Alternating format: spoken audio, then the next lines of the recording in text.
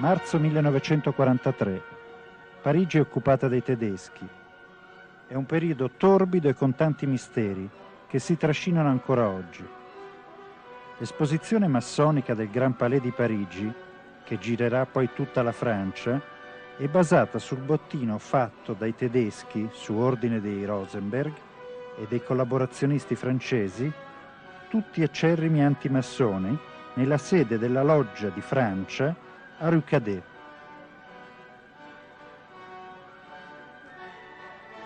Uno degli organizzatori di questa mostra è stato William Guédin de Roussel.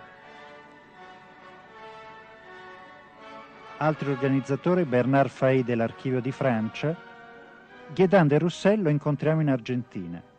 Signor Roussel, quando e come è arrivato in Argentina?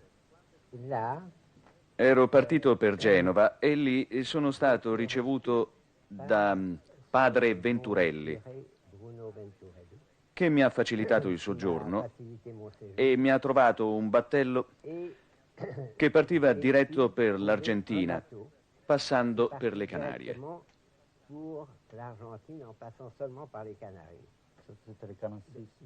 Che anno era? Il 1948. Che ricordo ha di quel periodo oggi? In Francia, prima della guerra, ero amico con Bernard Fay,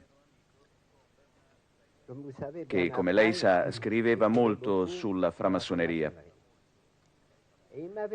Questi mi aveva chiesto di portargli da Berlino delle informazioni sulle logge di rifugiati francesi che si erano raggruppati nella Prussia orientale e che erano framassoni.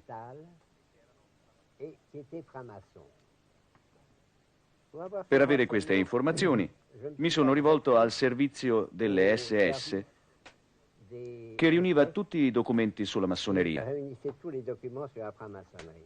E questi ci hanno mandato questi documenti a Parigi.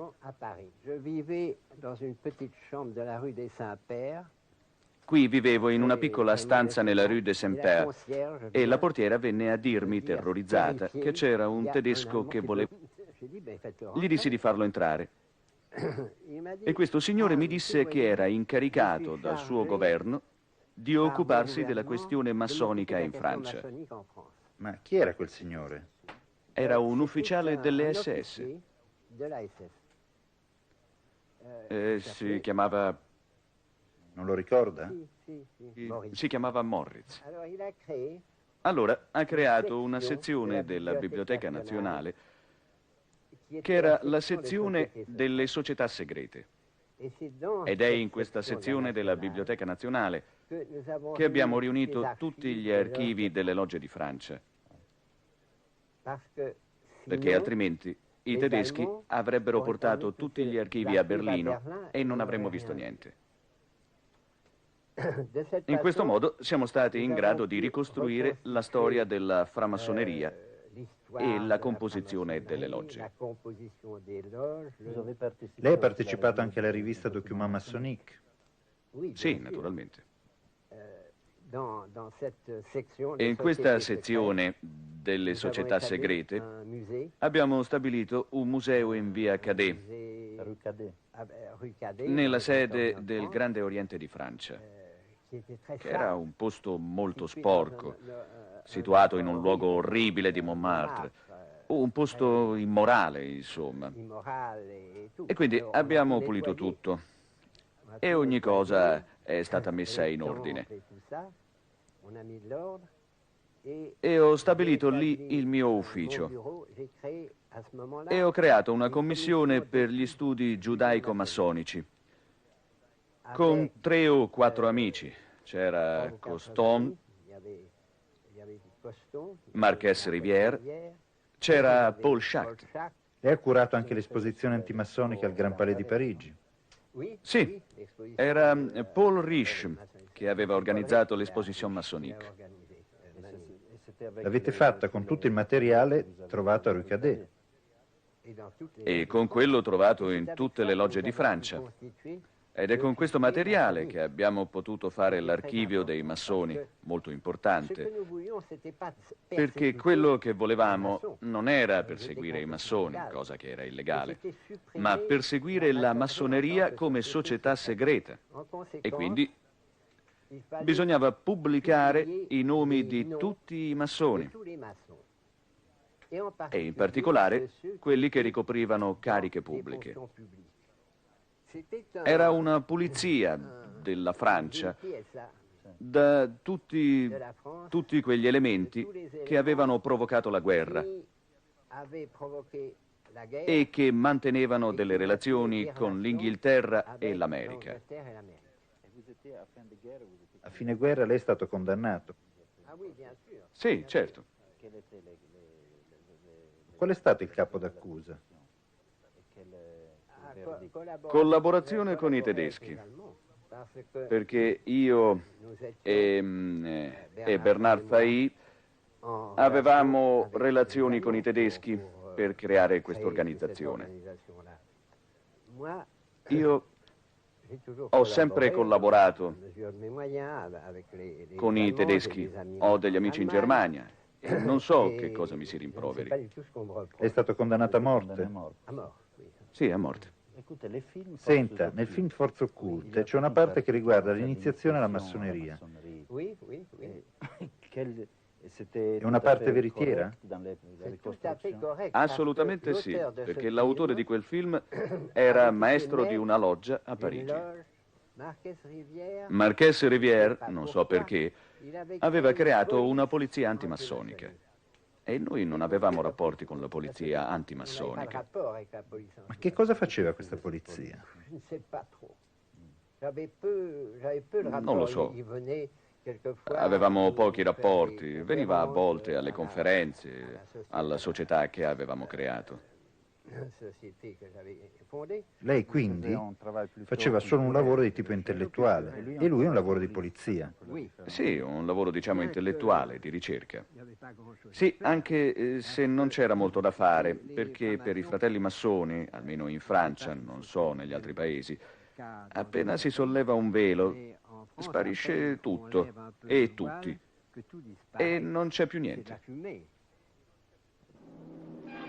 Roussel, Paul Riche, Marchese Rivière e Bernard Fahy organizzarono la mostra antimassonica, curarono anche la rivista Document Maçonnique e realizzarono anche un film di successo all'epoca, Le Forze Occulte, uscito a Parigi ai Champs-Élysées nell'aprile del 1943. È un film curioso.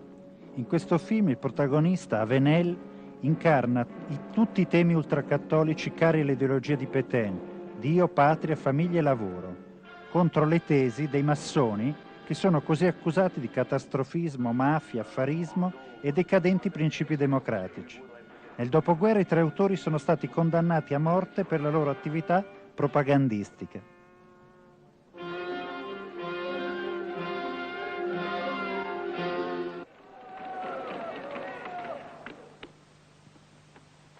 De droite à gauche, ce Parlement ne représente que la corruption. Vous, capitalistes, vous n'avez cessé de pousser la classe ouvrière à la misère. Et vous, communistes, vous avez cessé d'exploiter cette misère voulue par les capitalistes.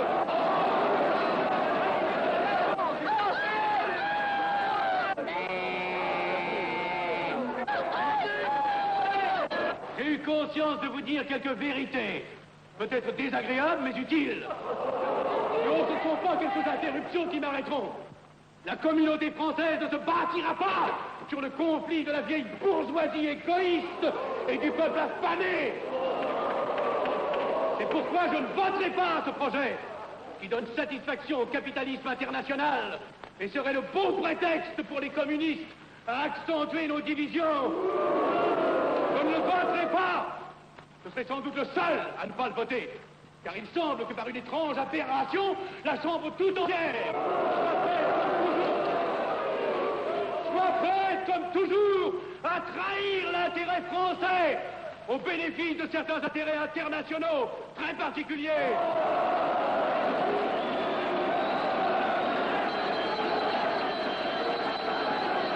Il a du courage, ce petit Avenel. Ces petits nationaux trop puritains nous font perdre notre temps. Il faudrait l'éduquer un peu. De quelle loge est-il? Il n'est pas de chez nous, mon frère Dubois. Tout s'explique. Voilà un garçon intelligent qui a besoin d'une méthode et de conseils. Présentez-le donc. Il est sensible, il faudra procéder avec précaution. Envoyez-lui la rivière, il saura le persuader. J'y vais.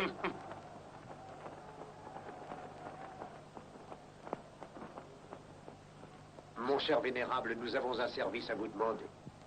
Enfin, aidez donc, je vous suis tout dévoué.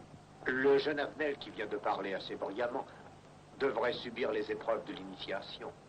La maçonnerie lui apporterait beaucoup et le disciplinerait. Ne croyez-vous pas? J'y pensais déjà. Nous allons nous en occuper activement. Alors, je suis brisé. Comment avez-vous trouvé mon discours? Excellent. Vous leur avez dit de fort bonnes vérités. Ouais, ça n'a pourtant servi à rien, ils ont voté le projet. Ça ne sert jamais à rien de dire la vérité. Les gens n'aiment pas la vérité. Ils préfèrent de beaucoup les mensonges. Vous êtes cynique. Non. J'ai une certaine expérience politique, déjà ancienne. À propos, voulez-vous venir un peu avec moi? J'ai quelque chose à vous dire. Volontiers.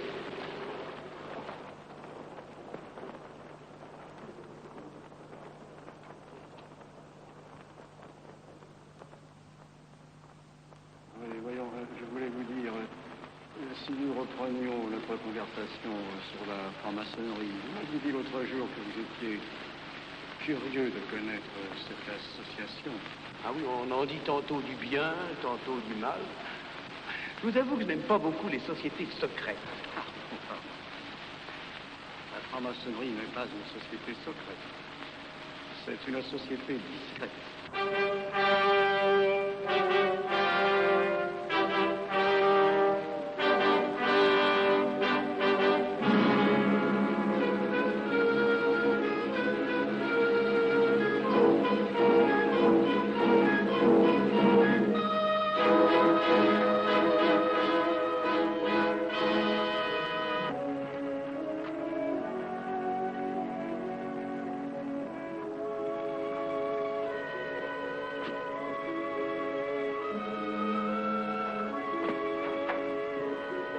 Monsieur, voulez-vous me citer? Permettez-moi de vous bander les genoux. Mes frères, le profane Avenel, qui nous est recommandé par notre frère Gainsbourg, vice-président de la Chambre, est député. Cela ne nous impressionne pas. Nous devons surtout examiner ce qu'il pourra apporter à la franc-maçonnerie. Il nous faut des gens qui servent notre ordre et contribuent à sa puissance. Pour l'instant, il paraît afficher des idées nationales un peu trop absolues. Mais enfin, je voudrais vous prévenir d'une chose. Comme il est de notre intérêt de tenir en main un grand nombre de parlementaires, il vaudrait peut-être mieux ne pas lui poser des questions qui pourraient le choquer. On nous le signale comme assez sensible sur les questions spirituelles ou religieuses. Quand il aura travaillé quelque temps parmi nous, il aura évolué.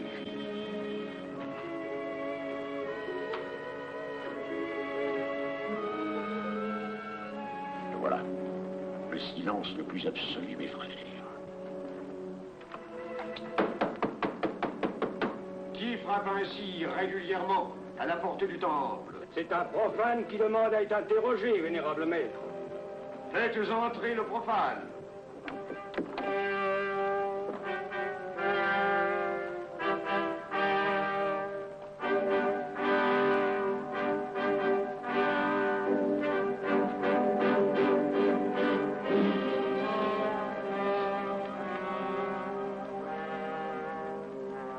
Monsieur, vous avez déclaré vouloir faire partie de la franc-maçonnerie. Mais nous désirons savoir qui vous êtes. Nous allons donc vous interroger sur vos sentiments, vos croyances, vos idées politiques.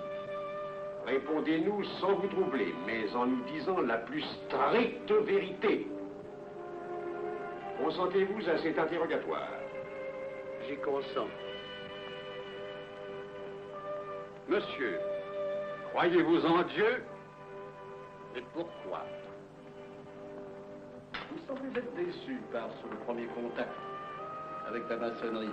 Ben, l'interrogatoire est assez pénible. J'ai dû paraître ridicule. Vous vous trompez. D'autres qui sont passés avant vous ont moins bien répondu. Vous avez été reçu avec une majorité convenable, 16 voix contre 10. Comment, j'ai eu 10 voix contre moi? Non, non. 2 seulement. 2. Mais les voix d'opposition comptent pour ça. Ah, un opposant de plus, et vous étiez blackpoolé. La maçonnerie est difficile sur le choix de ses candidats. Pas assez, mon cher, pas assez.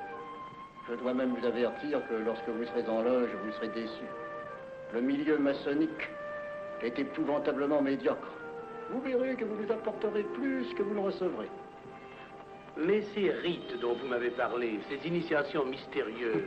De bêtises. Il y en a qui y attachent un certain sens symbolique. La plupart des maçons ritent eux-mêmes de ces vieilles pratiques désuètes. Seulement le jour de votre initiation, tenez-vous bien, les épreuves de la cérémonie ne sont pas commodes. Quelle heure est-il, frère second surveillant? Il est midi, vénérable maître. Puisqu'il est l'heure du travail, frère premier et second surveillant, invitez les frères de vos colonnes à se joindre à vous et à moi pour ouvrir les travaux de la respectable loge des enfants de l'univers Orient de Paris, au grade d'apprenti, en la forme accoutumée. À moi mes frères, par le signe, la triple batterie et l'acclamation.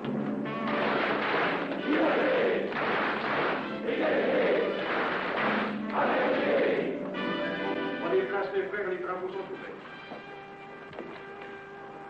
Mes frères, l'ordre du jour appelle l'initiation du profane Avenel. L'atelier a voté dans une précédente tenue la mission du dit profane. Nous allons donc ce soir le recevoir solennellement. Mon frère couvreur, veuillez aller chercher le profane Avenel qui a écrit son testament philosophique dans le cabinet de réflexion. Monsieur, veuillez me suivre.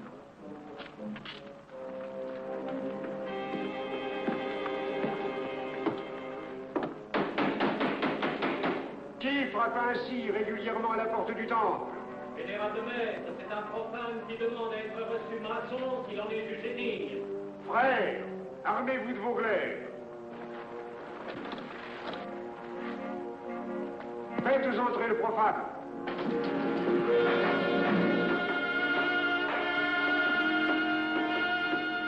Laissez-vous, monsieur.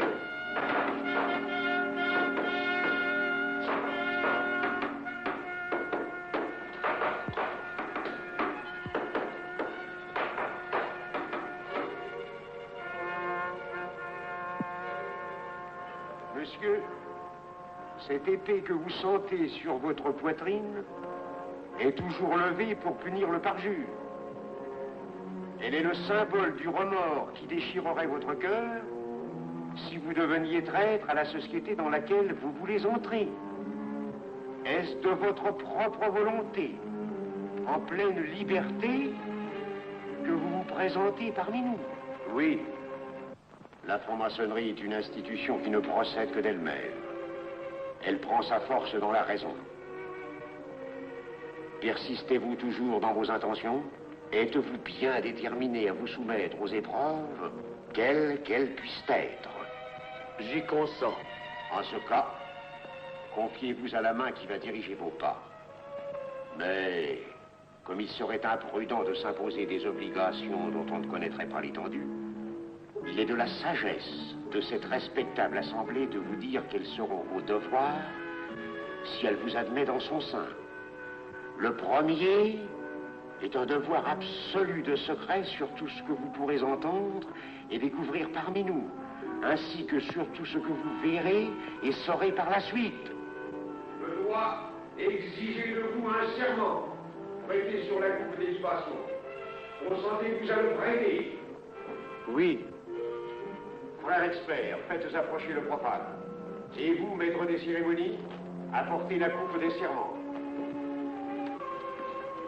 Présentez la coupe au profane.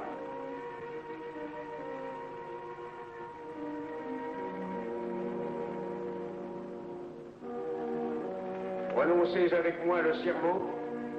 Je m'engage sur l'honneur, au silence le plus absolu, sur tous les genres d'épreuves qu'on pourra me faire subir. Je m'y engage. Vous devez connaître toute l'importance d'un serment. Si jamais vous mentiez à une parole aussi solennellement donnée, buvez. Buvez! Buvez!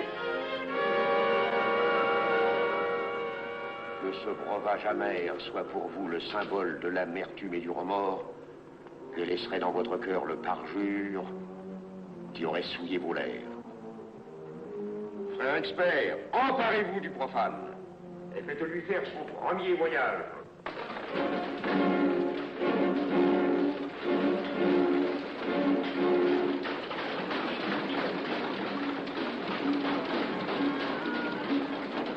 Voilà, c'est un profane qui demande à être reçu maçon.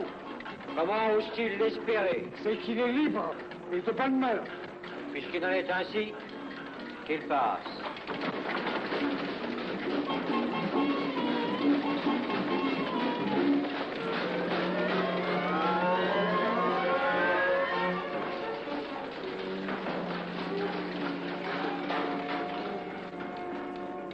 Monsieur, le voyage symbolique que vous venez de faire est l'emblème de la vie humaine. Le bruit que vous avez entendu figure les passions qui l'agitent. Les obstacles que vous avez rencontrés peignent les difficultés que l'homme éprouve et qu'il ne peut vaincre ou surmonter que grâce à l'aide qu'il trouve dans ses semblables. Frère expert, faites faire le deuxième voyage.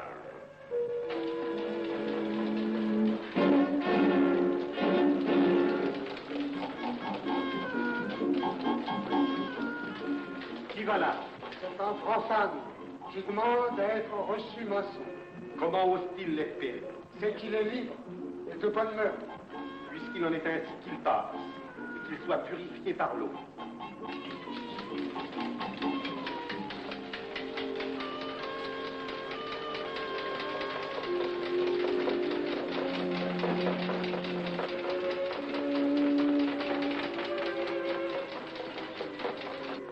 Monsieur, nous avons procédé à l'épreuve de l'eau qui représente l'épuration de votre esprit naissant à la vie maçonnique. Votre cœur doit être limpide comme l'eau pure. Frère expert, faites faire le troisième voyage.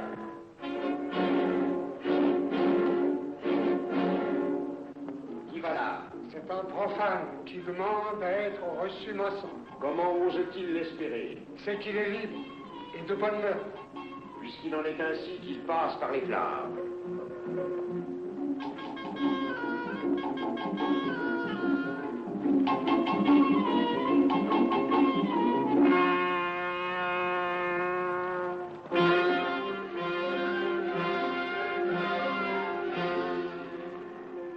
Monsieur, les flammes dont vous avez été environné ont achevé vos épreuves. L'ordre maçonnique dans lequel vous demandez à être admis pourra peut-être un jour exiger que vous versiez jusqu'à la dernière goutte de votre sang pour sa défense et celle de vos frères. Je vais maintenant vous faire prêter serment à la franc-maçonnerie. Frère expert, amenez le profane à l'autel. Mes frères, debout, à l'ordre et glaive aux mains.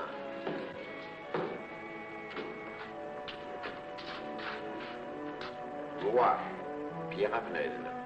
Moi, Pierre Avenel. De ma propre et libre volonté. De ma propre et libre volonté. En présence de cette respectable assemblée de maçons. En présence de cette respectable assemblée de maçons. Je jure et promets solennellement. Je jure et promets solennellement. De ne jamais révéler aucun des mystères de la franc-maçonnerie qui vont m'être confiés. De ne jamais révéler aucun des mystères de la franc-maçonnerie qui vont m'être confiés. Monsieur, le serment que vous venez de prêter ne vous donne-t-il aucune inquiétude? Consentez-vous à le renouveler lorsque vous aurez reçu la lumière? Je le renouvellerai. Mes frères, nous allons donner la lumière aux profanes. Frère Couvreur, préparez-vous à accomplir votre office. Que la lumière lui soit donnée à mon troisième coup de maillet.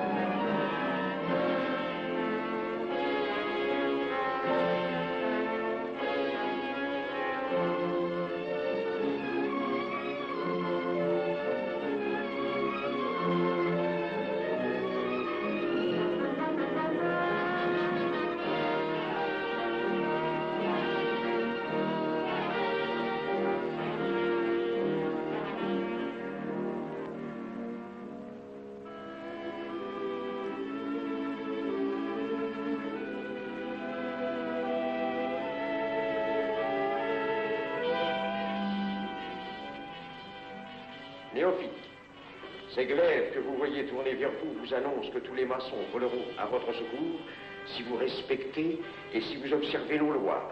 Mais ils vous annoncent aussi que si vous trahissez votre serment, vous n'échapperez pas à la vengeance de tous les frères répandus sur la surface du globe et qui ont juré de punir le parjure. Le jurez-vous, mes frères? Mon frère Avenel, nous allons bientôt vous mettre à contribution. Oui, un de nos amis de notre loge voudrait un bureau de tabac. Le Grand Orient est submergé de demandes en ce moment. Avec vous, ça ira peut-être un peu plus vite. Volontiers. Je vous remercie. Ah, dans quelque temps, je vous parlerai aussi d'une autre affaire. Depuis plusieurs années, j'ai droit à la Légion d'honneur. Je ne m'en suis jamais occupé, je n'ai pas dérangé nos amis pour ça, on leur demande déjà tellement de choses, n'est-ce pas? Vous m'aiderez? À votre service. Merci beaucoup. Alors, au revoir. Ah non, comme ça. Voyez-vous, des petits coups secs avec le pouce, là, comme ça. Pom, pom, pom. Essayez. Pom, pom, pom. Et ben voilà. Avec ce signal-là, on ouvre toutes les portes.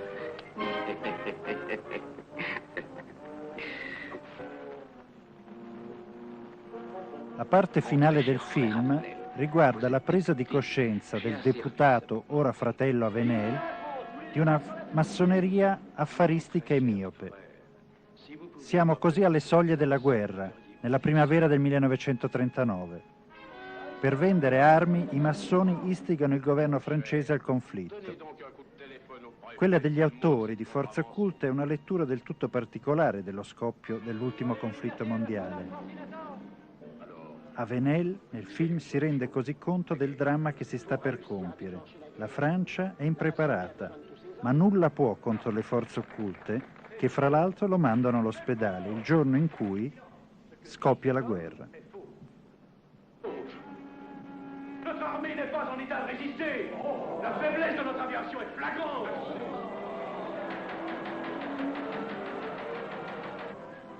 Tout chez vous n'est qu'une sinistre comédie.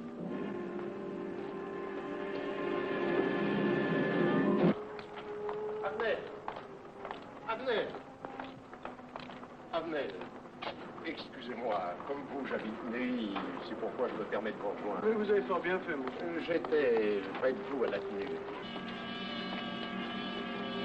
Un instant, je vais voir si quelqu'un...